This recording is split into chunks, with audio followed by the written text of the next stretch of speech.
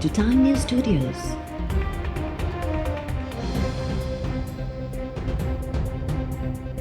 You are watching 12 PM Bulletin.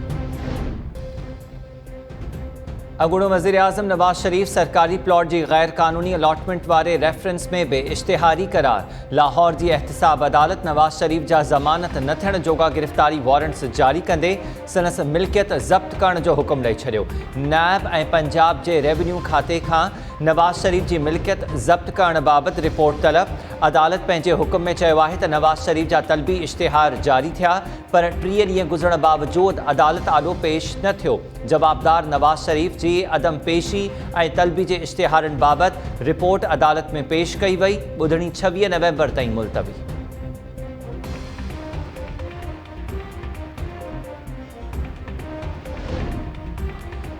मुल्क में corona taste जा नतीजा अचण जी शरह में लगातार वाध। गुज़िरियल 24 कलाकनि दौरान टेस्ट रिपोर्ट पॉजिटिव अचण जी शरह 5.1 थी वई। वधीक 1637 माण्हू कोरोना जो शिकार। वायरस वधीक 23 मरीज़नि जूं हयातियूं गिड़काए वियो। हैदराबाद में मुख़्तलिफ़ इलाइक़नि में कार्रवाइनि दौरान कोरोना SOPs जी भञकड़ी करण ते 3 रेस्टोरेंट्स ऐं 1 दुकान सील। बाज़ारुनि ऐं अवामी जायुनि ते मास्क न पाइण ते दर्जने शहरनि मथां ॾंढ लागू। लाहौर, मुल्तान ऐं रावलपिंडी जे केतिरनि ई इलाइक़नि में कोरोना केसिस वधण बाद स्मार्ट लॉकडाउन। पंजाब में सेहत खाते जे सेक्रेटरी जो चवणु आहे त स्मार्ट लॉकडाउन लॻाइण जो मक़सदु वधीक मुतासिर इलाइक़नि में माण्हुनि जी चुरपुर खे महदूद करणु आहे।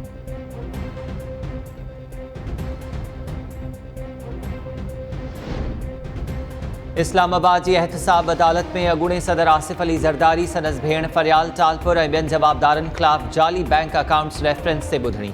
पुलिस जवाबदार हुसैन लवाई खे अदालत आॾो पेश कयो। वकीलनि जे एहतजाज सबबि हुसैन लवाई जो वकील ऐं नैब जो शाहिद पेश न थी सघिया। अदालत ॿुधणी 17 नवंबर ताईं मुलतवी करे छॾी।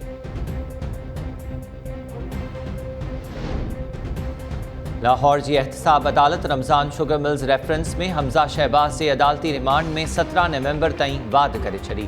हमज़ा शहबाज तरफ़ां गुज़िरियल ॿुधणी ते पेश न थियण बाबति रिपोर्ट ते ईंदड़ ॿुधणी ते फ़ैसिलो ॿुधायो वेंदो। एहतसाब अदालत में ॿुधणी दौरान हमज़ा शहबाज चयो त अदालत में पेश थियण खां कतई इनकार न कयो आहे। को माण्हू बीमार थिए त उनखे एम्बुलेंस ज़रिए आंदो वेंदो आहे। ओचितो छा थियो जो बख़्तरबंद गाड़ी में आणणु शुरू कयो वियो। अदालत एडिशनल घरू सेक्रेटरी पंजाब खे हिदायत कई त समूरो कमु कानून मौजिब थियण खे यकीनी बणायो वञे। कानून में सभु शहरी बराबरि आहे।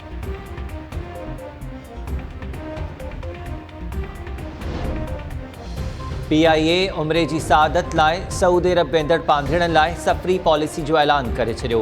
पाकिस्तान मां जिद्दे ऐं मदीना मुनव्वरा वेंदड़ पांधेड़नि लाइ जारी थियल पॉलिसी 31 डिसेंबर खां लागू हूंदी। नई पॉलिसी मूजिबि कराची खां सऊदी अरब ताईं इकॉनमी क्लास में अचवञ जो भाड़ो 91,000 रुपया मुक़ररु। पांधेड़ा पाण सां गॾु 36 किलो सामान खणी सघंदा। ज़मज़म जो पाणी 5 लीटर ताईं खणण जी इजाज़त हूंदी। PIA तर्जुमान जो चवणु आहे त उमिरि जूं टिकट्स PIA जे नेटवर्क ते विकिरे लाइ दस्तियाब आहे।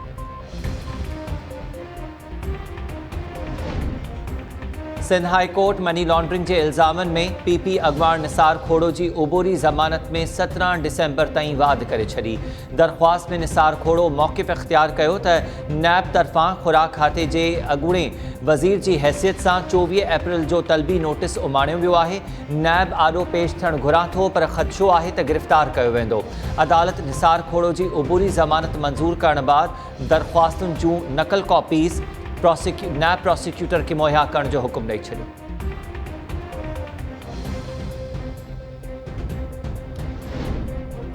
सिंध हाई कोर्ट कींझर ढंढ ते जेटीज़ ठाहिण, ॿेड़ियुनि जी रजिस्ट्रेशन ऐं टावर जो कमु जल्द मुकमल करण जो हुक्म ॾेई छॾियो।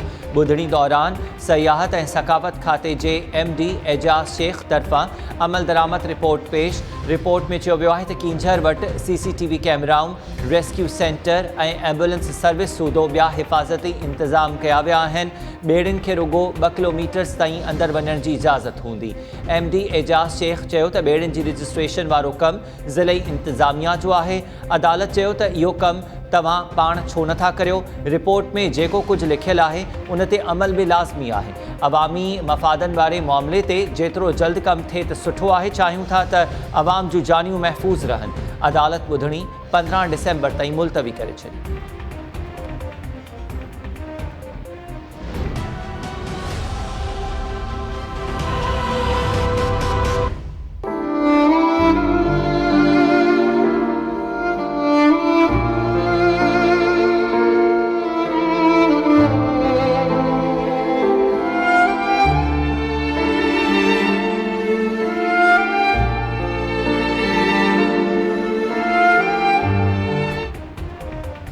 आला भरसां ॻोठ गाहे खान लाखो में रोलू कुतन नींगर के ॾाढ़े मारे छॾियो। रोलू कुतन जे हमले दौरान नींगर जी रड़ियुनि ते ॻोठाणा पहुची विया। नींगर साजिद लाखो के रोलू कुतन मां छॾाइण बाद अस्पताल मुंतक़िल कयो वियो, जिते उन दम ॾेई छॾियो। ॻोठाणनि जो चवणु आहे त रोलू कुतन जो आज़ार वधी वञण बाबति शिकायतूं करण बावजूदि इंतज़ामिया हरकत में न आई। नतीजे में नींगर जे फौत थियण जो अफ़सोसनाक वाक़ियो पेश आयो। सिंध हाई कोर्ट जे फ़ैसिले तहत वाक़े जो केस म्यूनिसिपल अमलदारनि ख़िलाफ़ दाख़िल करण जो मुतालबो। छाछरो भरसां ॻोठ ओडाणी में रोलू कुतन 3 औरतुनि सूधो 5 ॻोठाणनि खे ॾाढ़े विधो। ज़ख़्मी ॻोठाणा अस्पताल मुंतक़िल। म्यूनिसिपल इंतज़ामिया रोलू कुतन जे आज़ार मां जान छॾाइण लाइ कखु भञी ॿीणो न कयो।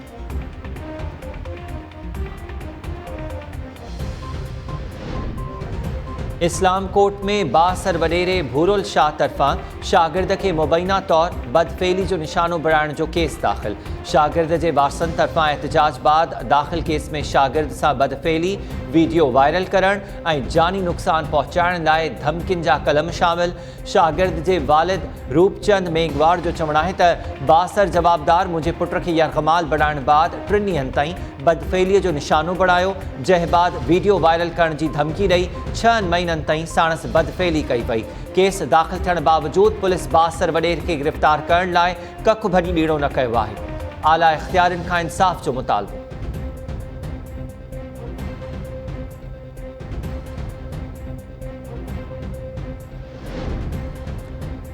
बांदी भरसां ॻोठ कादर बख्श ख़ासि खेली में पाणी जे वारे ते वियल नौजवान जो गोलनि सां पिरोड़ लाश हथ।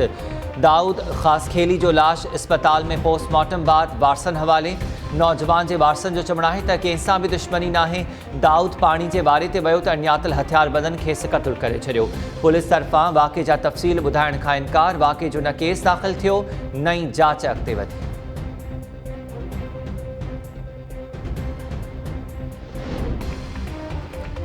बलूचिस्तान जे कैटल फार्म ओस्ता मोहम्मद वारे इलाइक़े में मामूली ॻाल्हि तां झेड़े दौरान पीउ पुटु मारिजी विया। ॻोठ घर पलियो ख़ान मुंदराणी में मुंदराणी बिरादरी जी ॿिनि में मामूली ॻाल्हि तां झेड़ो। फायरिंग में पलियो ख़ान ऐं संदसि नौजवान पुटु मोहम्मद दीन मुंदराणी मारिजी विया। झेड़े बाद इलाइक़े में छिकताण वारी सूरत हाल। इतला ते पुलिस बि पहुची वई। पीउ पुट जा लाश अस्पताल में पोस्टमार्टम बाद वारसनि हवाले।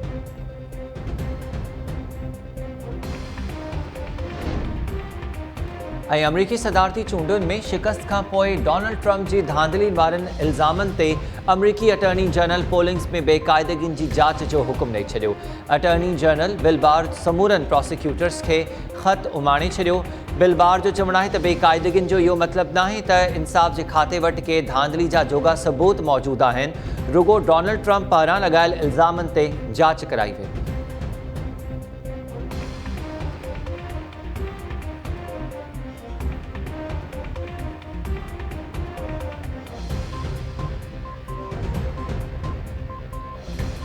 अस्सलामुअलैकुम। टाइम न्यूज़ स्वागत मां हमीर शेख। हेडलाइन जवानी थियूं तफ़सीली ख़बरूं हिन ब्रेक खां।